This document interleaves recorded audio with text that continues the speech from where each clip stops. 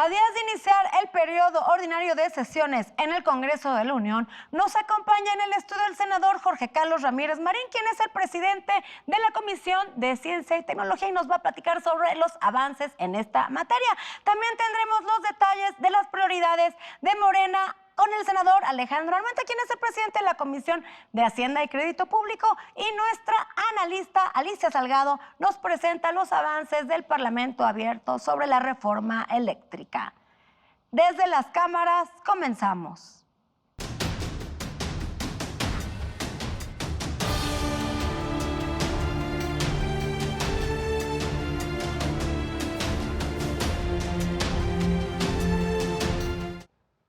Ha concluido prácticamente el receso parlamentario y el Congreso de la Unión se alista para iniciar el segundo periodo del primer año ordinario de sesiones de la 65ª legislatura. Durante los próximos días, los grupos parlamentarios de ambas cámaras afinarán lo que será su agenda de trabajo en este periodo de sesiones que culminará el 30 de abril. Son 3 meses en lo que el Congreso buscará aprobar importantes leyes en materia energética, electoral y de la Guardia Nacional, así como otras en materia económica y financiera.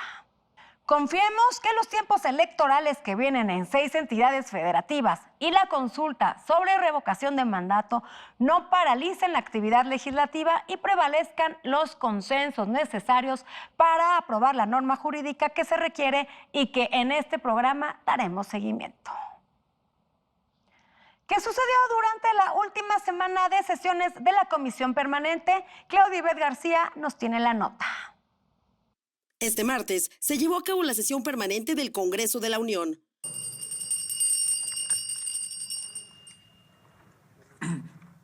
Se abre la sesión semipresencial de la Comisión Permanente del martes 25 de enero del año 2022. La sesión inició con un minuto de silencio por el fallecimiento de Adolfo Lugo Verduzco, exgobernador de Hidalgo.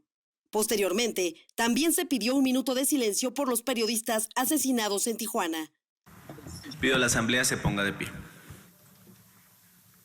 Ante los legisladores, rindió su informe anual de actividades la presidenta de la Comisión Nacional de los Derechos Humanos, Rosario Piedra Ibarra. En 2021 emitimos un total de 155 instrumentos recomendatorios, 53 más que el año pasado y el más alto número histórico de recomendaciones emitidas por la CNDH desde que ese organismo constitucional autónomo. Este ejercicio de rendición de cuentas evalúa los resultados del organismo autónomo. Como resultado de la emisión de estas recomendaciones, se atendió a 22.994 personas en situación de víctimas, de las cuales logramos tener un impacto en 60 de ellas a partir de las recomendaciones por violaciones graves. Deseo informar que esta es la última sesión de la Comisión Permanente.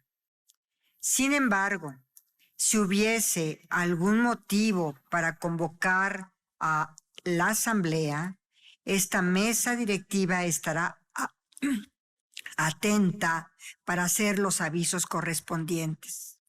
Clausuró la sesión la vicepresidenta de la mesa directiva, Olga Sánchez Cordero. Se citó para la sesión del Congreso General, que tendrá lugar el martes 1 de febrero a las 11 horas.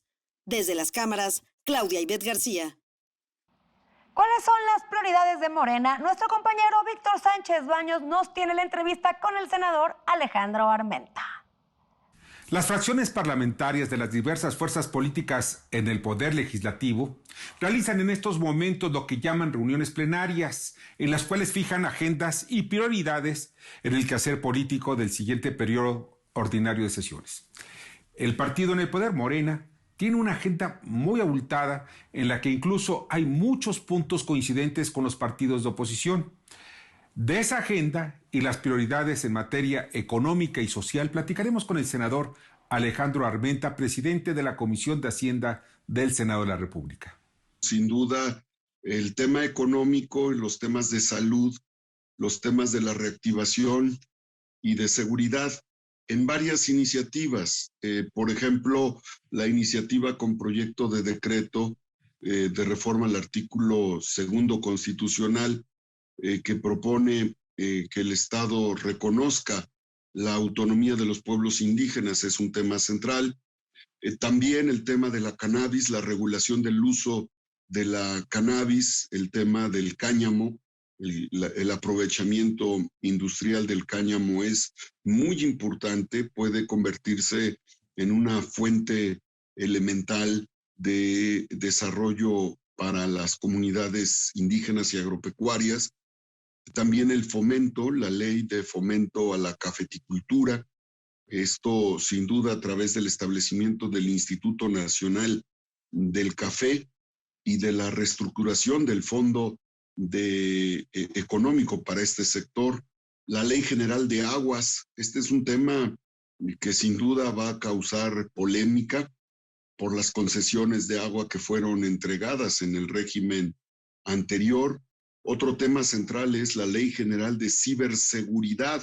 Se han incrementado los delitos de extorsión y de ciberbullying, pedofilia, pornografía infantil, robo y usurpación de identidad, y también la ley de migración. Hay varios temas que en ese sentido se están planteando y por eso la importancia de su atención, Víctor. El litio debe ser un instrumento muy importante para el desarrollo del país y del mundo. China concentra el 80% del desarrollo de la industria del litio, los suministros.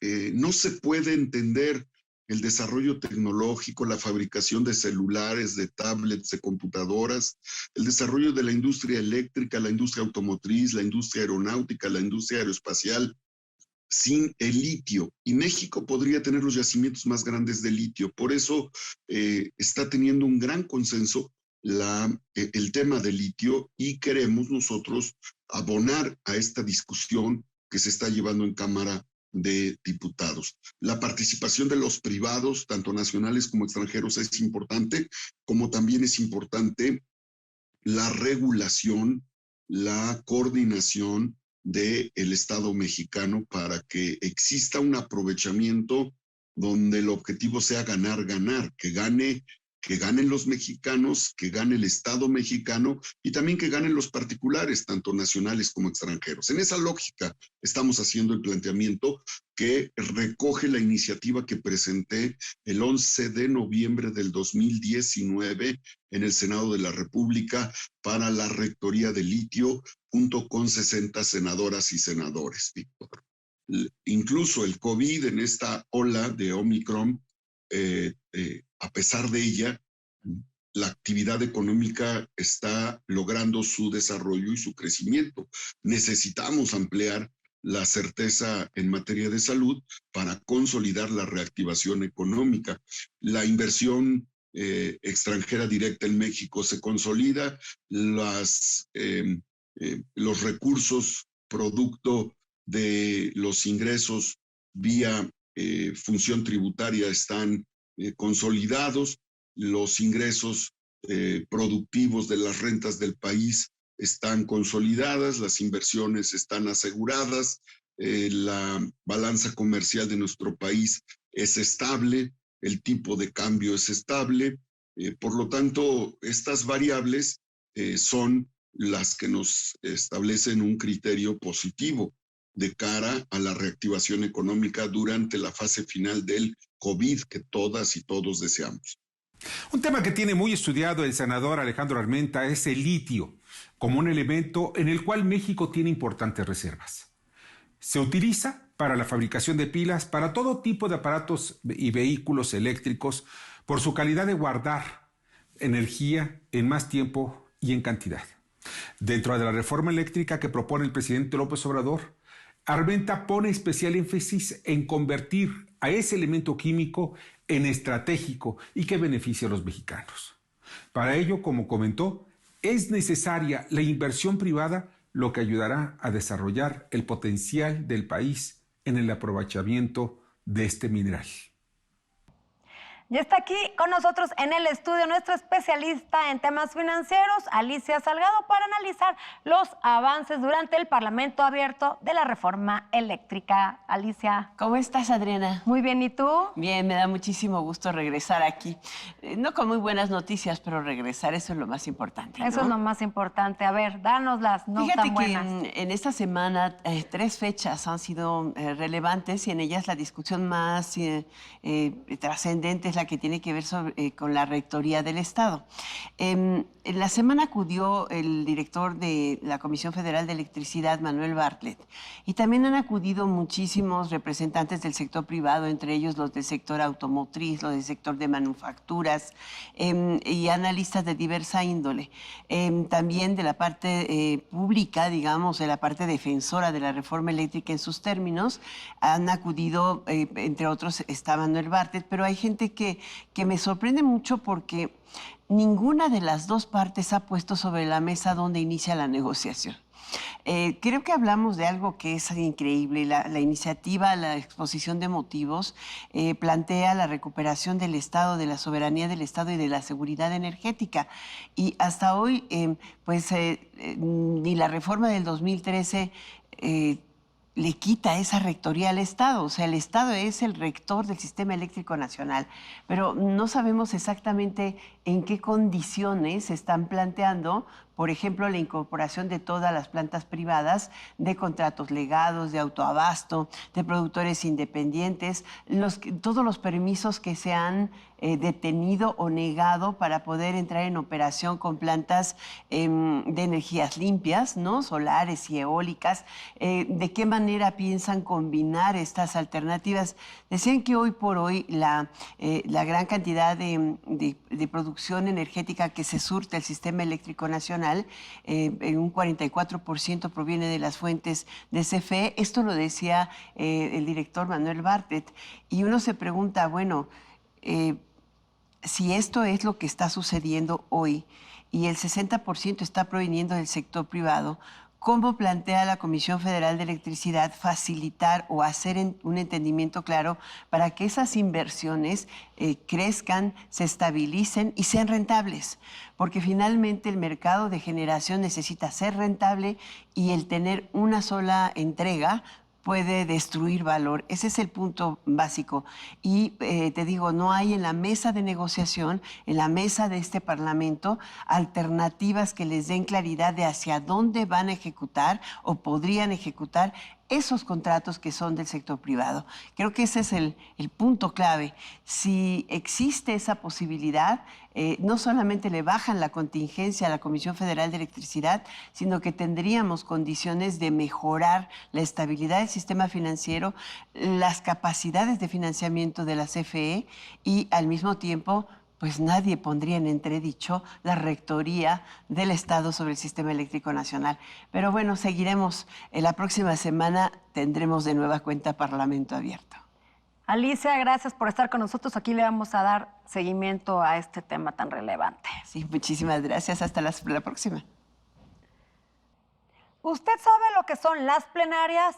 Son las reuniones de los legisladores para definir la agenda de sus partidos. En esta ocasión es para el primer periodo de sesiones del 2022. Como cada año en estas fechas, nos encontramos en temporada de plenarias, momento en el que los grupos parlamentarios, por ley, deben definir sus agendas para el próximo periodo ordinario de sesiones. Estamos a unos días del 1 de febrero, fecha marcada por nuestra Carta Magna, para ser el día de arranque del segundo periodo ordinario de sesiones del primer año de ejercicio de esta 65 legislatura. Morena llevó a cabo su plenaria el lunes 24 y martes 25 de enero en San Lázaro. La inauguración estuvo a cargo del secretario de Gobernación, Adán Augusto López, y del coordinador de bancada de la Cámara Baja, Ignacio Mier. Se marcaron como prioridades la reforma eléctrica, revocación de mandato, la reforma política y la relación bilateral con Estados Unidos, entre otros temas. ¿Cuántas veces no exigimos que el pueblo debe de ser tomado en cuenta? Por eso nosotros lo celebramos junto con el secretario de Gobernación, que en un respeto republicano, él también forma parte importante de nuestro movimiento transformador. A la reunión asistió el canciller Marcelo Ebrard. Habló sobre la demanda en contra de productores de armas en Estados Unidos. Este año se tiene que resolver. Y estamos promoviendo que otros países nos participen con nosotros, tienen el mismo problema. ¿De dónde creen que ha venido más apoyo? De Estados Unidos. 26 fiscales generales están apoyando esta demanda, la ven con simpatía. Los senadores de Morena se reunirán este fin de semana para su plenaria, es decir, sábado 29 y domingo 30 de enero. En el estado de Tamaulipas se reunieron de manera privada el pasado lunes 24 de enero los senadores del Partido Acción Nacional. Su coordinador, el legislador Julen Rementería, determinó como prioridades las 3 reformas constitucionales: la reforma en materia de Guardia Nacional, la de industria eléctrica y la reforma electoral. Acudieron a esta reunión plenaria el presidente nacional del PAN y el coordinador de la bancada blanquiazul en la Cámara Baja, Jorge Romero. El PRI tiene previsto reunirse el próximo 31 de enero en una sede aún por confirmarse. Se tiene previsto que el PRD realizará sus trabajos plenarios 28 y 29 de enero en Quintana Roo. Otros partidos políticos siguen configurando fechas y lugares para llevar a cabo sus reuniones plenarias. Desde las cámaras, Claudia Ivette García. Vamos a un corte comercial y no se vaya, porque en nuestro regreso tendremos en el estudio de Desde las Cámaras al senador del PRI, Jorge Carlos Ramírez Marín, quien es el presidente de la Comisión de Ciencia y Tecnología y nos va a platicar sobre los avances en la materia y la agenda legislativa de su partido. La ciencia es la que te puede hacer más rico o más pobre. La ciencia es la que te puede hacer más saludable o menos saludable. La ciencia es la que te puede hacer igual que otro.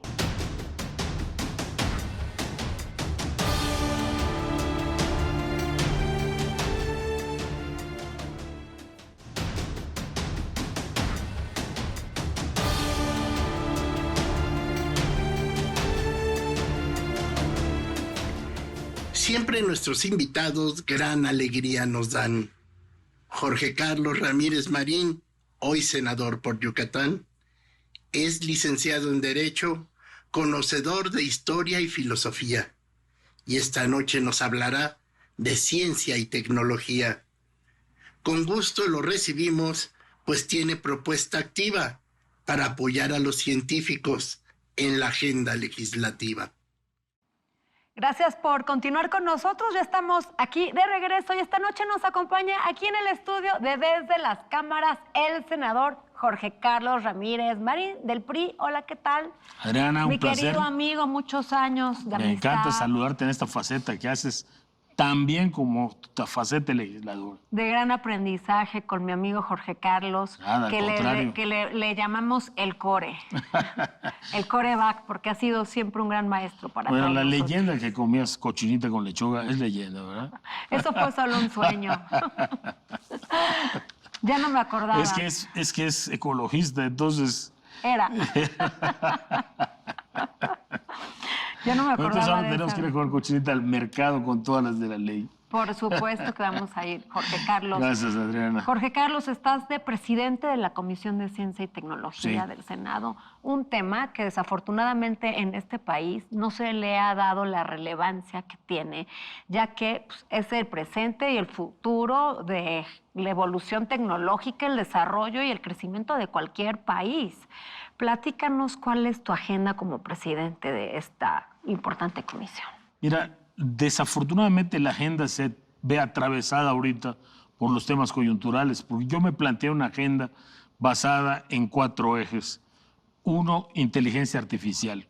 México tiene que estar al nivel de la investigación en esta materia. Y fíjate, mucha gente piensa en ciencia y tecnología y piensa en dinero y dice es caro, cuando en realidad es un asunto de organización y de priorización. Y de abaratamiento de muchos costos. Tenemos muchísimas cosas a nuestro favor. Inteligencia artificial. El segundo tema es salud. Tenemos que adelantar en esta materia porque es la única posibilidad de ponernos parejos en el país. Mientras haya una persona que puede recibir o practicársele un ultrasonido y si hay también una persona que se tiene que quedar con el dolor y con el tanteo de su médico que a buen saber y entender le receta por lo que cree, porque ella no tiene posibilidad de este adelanto tecnológico, pues estamos mal. Incluso, Jorge Carlos, en el ámbito médico ya hay muchos doctores que operan con un robot sumamente con inteligencia artificial y tecnología que hace las cirugías con una precisión a prueba de error humano. En el 3, Adriana, está precisamente eso, el desarrollo de cerebros mexicanos y la retención de esa inteligencia en nuestro país. No podemos pensar que los científicos se hacen en las universidades. Los científicos se empiezan a formar en las primarias, en las secundarias, en las prepas, y allá es donde debemos derivarlos. Pero ¿cuál es nuestra realidad? Y no lo digo como lamentación, sino solamente como diagnóstico. La realidad es que seguimos produciendo millones de egresados de carreras no técnicas, no de ingeniería o no científicas.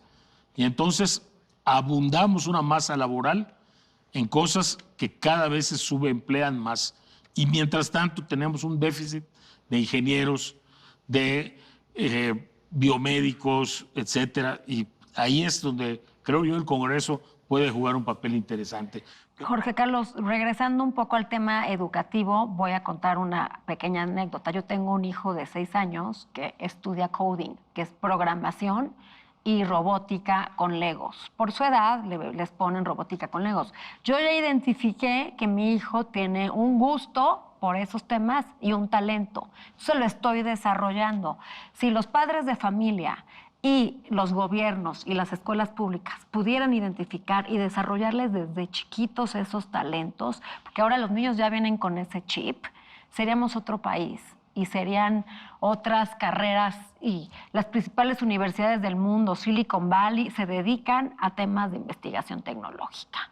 Ya vemos ahora toda la moda que tiene que ver con ciencia y tecnología, hasta en el medio financiero, los bitcoins, los ETFs, todos estos temas, pues ya no es el futuro, es el presente, y estamos muy rezagados. Eso es lo que tenemos que hacer, ponerlos al día.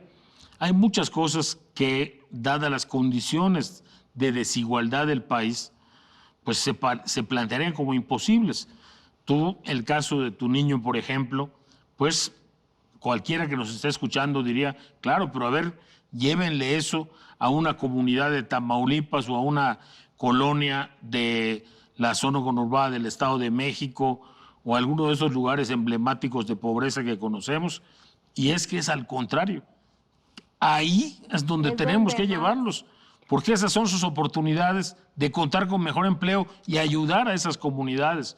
Nuestro esfuerzo tiene que darse ahí precisamente, aunque tengas que poner comedores en las escuelas, pero ahí tiene que darse. Y no se requiere tanto, es simplemente una computadora y alguien capacitado que les puede enseñar y abrir la imaginación y la creatividad de los niños. Y como tú dices, ya vienen así. Así es que muy probablemente pues nos estemos enfrentando a una especie de analfabetismo. Además, Jorge Carlos, bueno, el ámbito tecnológico y científico no solamente se aplica al tema financiero, al tema de salud o al tema de investigación, también se aplica al tema de agricultura, tantas carencias, tantas necesidades que hay en el país, hasta el tema del desabasto del agua, se pudiera aplicar un tema de innovación tecnológica, Jorge Carlos. Estamos a una semana de que inicie el periodo ordinario de sesiones. ¿Cuáles son tus planes? ¿Cuál es la agenda dentro de tu comisión y del PRI? Dentro de la comisión tenemos, como te decía, este asunto coyuntural del CIDE que merece toda nuestra atención y ocuparnos inmediatamente. Y de ahí empezar a desarrollar estos ejes que te había comentado. Hay que desarrollarlos con aterrizajes de cuestiones prácticas, ¿no? Por ejemplo, en el tema de salud, tenemos que ver qué es lo que hay dentro de lo que se está desarrollando en México para hacer más expedita la atención de la salud, para hacer más igualitaria la atención de la salud, quizá comenzando con el tema de los expedientes clínicos, que hoy todo el mundo debería tener y cargar con su expediente en el celular, ¿sí? Y no tendríamos quizá ni por qué ir a los hospitales, por ejemplo, a las consultas de control, con estos avances que durante la pandemia pudimos ver. Estaba leyendo justo hoy, Jorge Carlos, de el reloj de moda inteligente. Ah, sí, qué terrible. Que en todos los países del mundo, bueno, en 116 países, te contabiliza y te monitorea tu corazón, te da un y tu electrocardiograma. presión. Y aquí en México está inhabilitado porque COFEPRIS no lo ha autorizado. Lo peor que podemos hacer es creer que la ideología sana o que la ideología produce dinero, la militancia de un partido o en otro te va a hacer más rico o más pobre. No, la ciencia es la que te puede hacer más rico o más pobre. La ciencia es la que te puede hacer más saludable o menos saludable. La ciencia es la que te puede hacer igual que otro, aunque sea un multimillonario, si tú tienes la posibilidad de gozar las mismas cosas que él en materia de protección de tu salud, protección de tu trabajo, desarrollo de tu personalidad. No es un asunto ideológico. Así es, Jorge Carlos. Bueno, se nos acabó el tiempo, un tema muy amplio del que pudiéramos hablar horas y horas, pero bueno, esta es tu casa, estás invitado y aquí cuentas con todo el apoyo de nosotros para estar impulsando estos temas que, bueno, pues son el presente y el futuro del desarrollo mundial. Me da muchísimo gusto haber venido a tu programa. Se nos acabó el tiempo, gracias por estar con nosotros. No dejen de vernos próximo jueves, 11:30 de la noche, en el único programa de la televisión que pone bajo la lupa el quehacer legislativo. Buenas noches.